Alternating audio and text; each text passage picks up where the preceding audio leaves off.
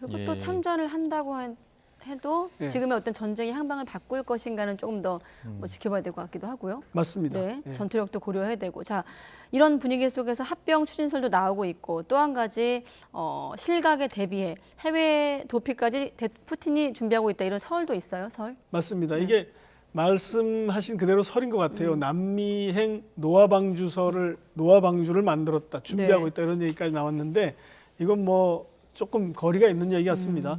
뭐 치욕적인 패전과 실각에 대비해서 그런 얘기를 하고 있다는데 이 푸틴 대통령의 그러니까 어제 일정 그리고 지난주 일정을 보면 그럴 가능성은 매우 낮다고 보고요. 네. 이게 뭐 계속해서 심리전의 성격이 있고 그런데 이제 이것의 원인은 자세히 보면 푸틴 대통령이 워낙 비밀스럽고 또 그리고 사람들을 암살, 독살 이런 데 많이 관련됐다고 알고 있지 않습니까?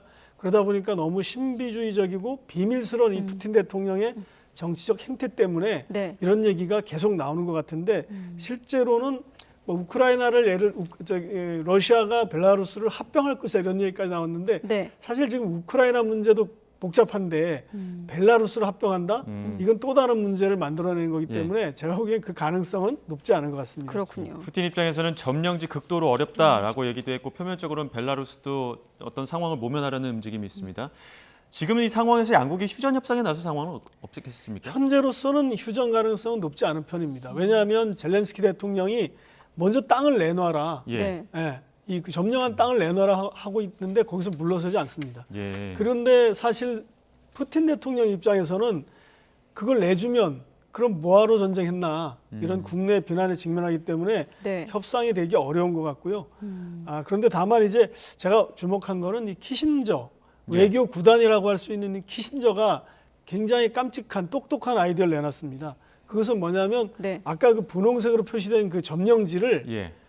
줄 수도 없고 줄 수도 없고 내놓을 수도 없는 이런 상황인데 그러면 거기를 국민 투표를 하자 이렇게 얘기를 했습니다. 이 아이디어가 왜 똑똑한 아이디어냐면 굉장히 스마트한 아이디어죠. 왜냐하면 거기는 국민 투표를 하면 러시아가 이길 가능성이 꽤 있습니다. 예. 예, 근데 지난번에 했던 국민 투표는 러시아가 그냥 셀프 국민 투표 그냥 해서 통과시킨 거죠.